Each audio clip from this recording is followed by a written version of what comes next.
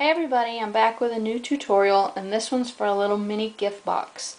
And this is a sheet of lightweight chipboard that I used, and this is the template for it with all the measurements.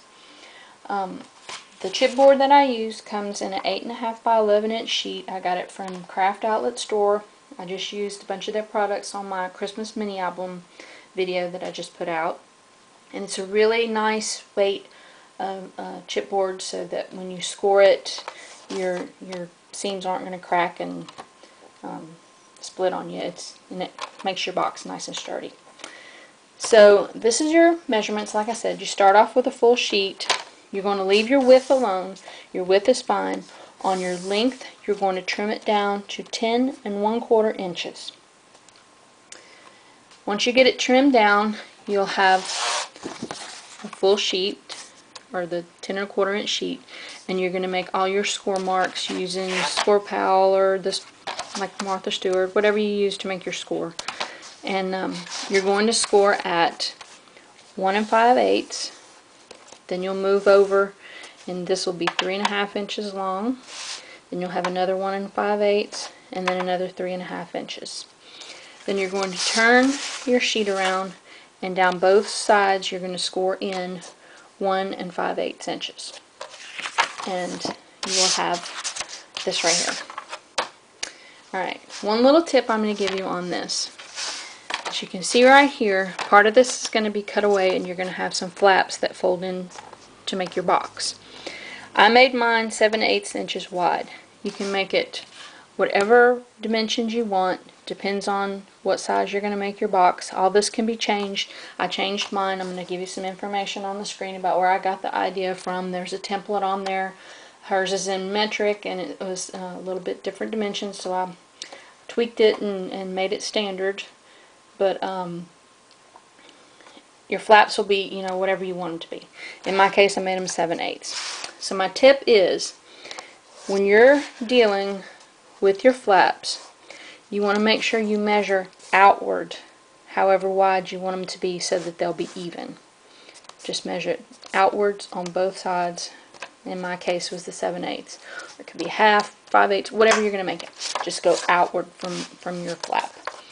Alright, and once you get all that done, you're going to cut away this this corner piece will be cut away, and then you're going to cut in to make your flaps, and then the section up here, half of this part, and that will be cut away also, and you'll make your little flaps. And that will be your base of your box.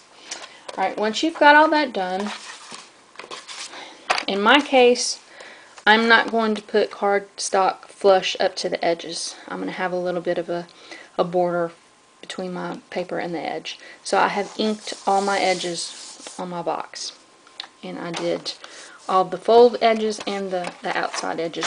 And you do that on both sides. Alright. Next, I'm going to show you the dimensions for the pieces that I cut for the box. Alright.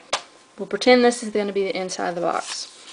You're going to have two pieces that are 1 1/2 by 3 3/8, and those are going to go on your ends. Then you're going to have two pieces that are cut at 1 1/2 by 5 1/8.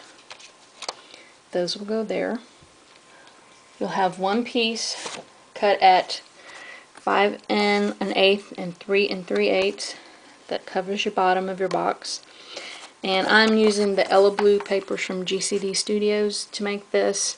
So I have chosen to cut a piece of this, the same dimensions as this, the 5 1/8 by 3 3/8 for the inside of the lid.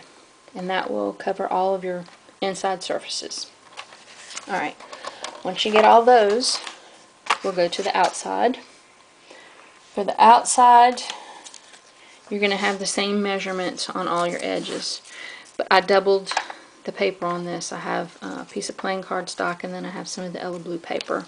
So you'll just have to, you know, tweak your dimensions depending on what size you make your box. But I'm going to have all those. Then this will be the actual bottom of the box. So you have two pieces that I cut 5 3/4 by 4 inches. And I have inked the edges of it, and it will actually sit as a base on the bottom of the box. I've cut another one of those and inked it, which will be the top of the box. I've cut some of the Bazzill cardstock out with the Nestabilities labels. I think this is 8.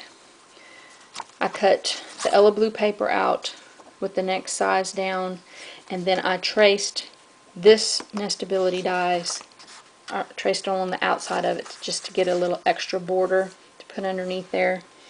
All that is going to be the top part of my box. And I also have one more little piece that was cut with a Nestabilities die, the smallest one, and I cut it in the white cardstock and then in some of the Ella Blue paper and scored it in the middle. That is going to be the like the catch on the front of my box. So that's all the paper pieces that I have cut out so far, and this is my prototype. I have not made one of these at all, so you're going to see all the bad stuff and the good stuff at the same time that I'm seeing it. So I'm going to start putting this together, and then I'm going to come back and show you what it looks like. Alright, I'm back with the completed box. I've got all the papers attached and all the embellishments put on, and I want to show you what it looked like. I didn't have any problems, so that's not bad for a first try. Usually something really bad goes wrong, but it came together really easy, and really didn't have any problems with it at all. I used the Terrifically Tacky tape and some Suklang also to attach the cover and the bottom, and for the insides of the box. I have one piece left that I didn't put on the box, this back piece that goes back here, because I wanted to show you something. This is where I used the strong adhesive is on those flaps. When you're putting your inside papers, I put all my papers on before I ever folded the box up.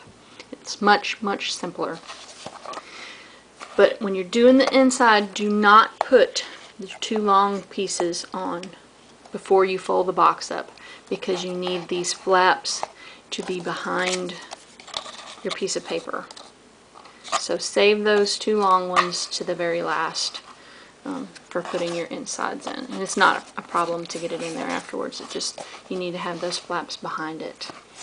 That's what the inside looks like. And for the cover, I put some of those little magnet things for the latch.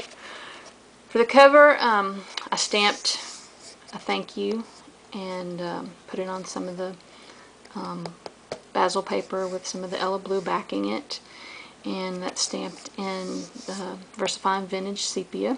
I put some adhesive pearls over here and some pretty lace, and I made all my flowers and leaves and stems. You can find my directions on how to make paper flowers here on my channel. I used Dusty Concord and some We Are Memory Makers light purple ink I had, and then a VersaFine Brilliance, I believe it is, ink dewdrop thing. And I used peel paint and forest moss for the leaves, and I made a little bud, and I had some of this left over from one of my other projects that had the little vines on there. But that's what it came out to look like. I mean, you can dress this up and load it up as much as you want. I didn't go overboard. I'm usually not a clutterer. I'm a plain and simple person, so like I said, you could, really load this if you wanted to. But that's what the box looks like. I hope you give it a try, and thanks for watching. Bye.